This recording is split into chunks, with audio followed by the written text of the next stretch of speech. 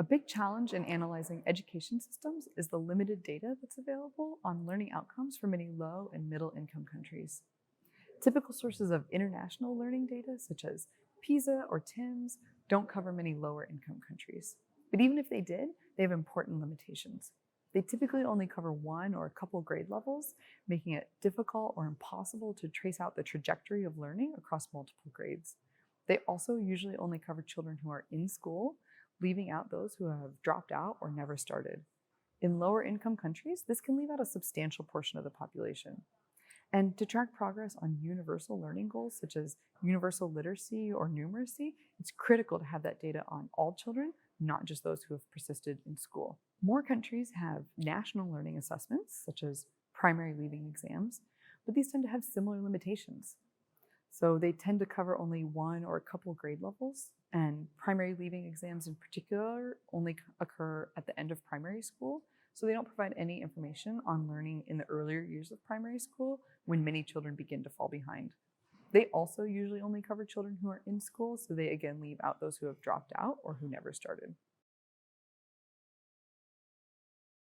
At RISE, we've done a lot of work on learning profiles to help fill this gap. Learning profiles give the empirical relationship between years of schooling and learning achieved, allowing us to trace out the dynamics of learning across age and grade. They do this by using data on a full cohort of children, including those both in and out of school across multiple ages and grades, or a full cohort of young adults, including those with varying levels of schooling completion. They also typically provide unique data on learning in those early years of primary school. For example, we've analyzed learning profiles from demographic and health surveys, which are large-scale, nationally representative surveys across many countries worldwide that have included a simple literacy test in recent rounds. We've also analyzed learning profiles using OSSER and UWEZO data, which are based on very large-scale surveys covering a full cohort of children within a certain age range. Altogether, RISE has analyzed learning profiles for more than 50 countries, covering more than 6 million individuals.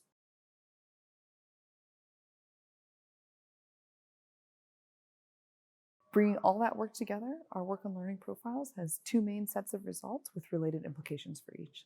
So first, learning profiles show that learning is highly varied across countries and on average is low.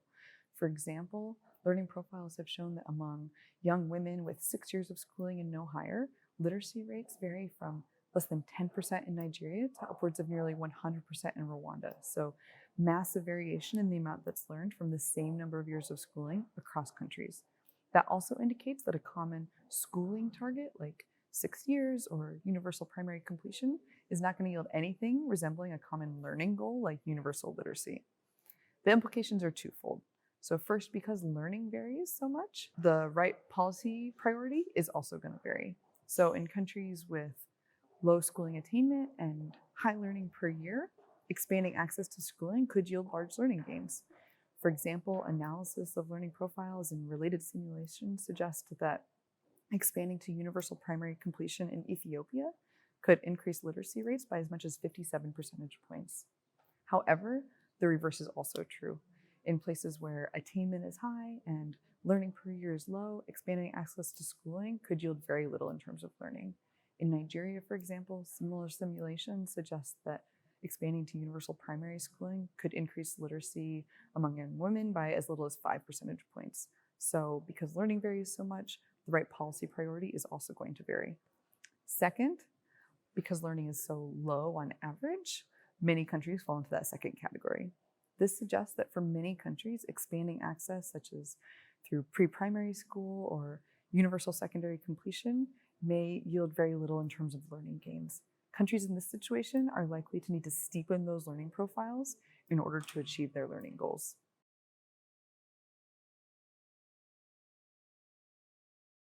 The second set of key findings relate to disaggregated learning profiles.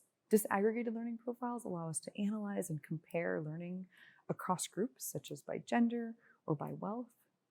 Findings from this set of analysis shows that achieving goals of equality, such as gender equality for girls and boys, or equality for the poor and the better off in terms of either schooling or learning or both, could leave many children without even basic skills because in many countries, even among the more advantaged groups, learning outcomes are low on average. This means that a policy priority of equality may not yield the policy goals of learning for all. In these situations, countries are likely to need to prioritize something like universal early conceptual and procedural mastery of basic skills for all children. All children need to master the basics, and learning profiles show that in many countries, that's going to require a radical steepening of the learning profiles for all.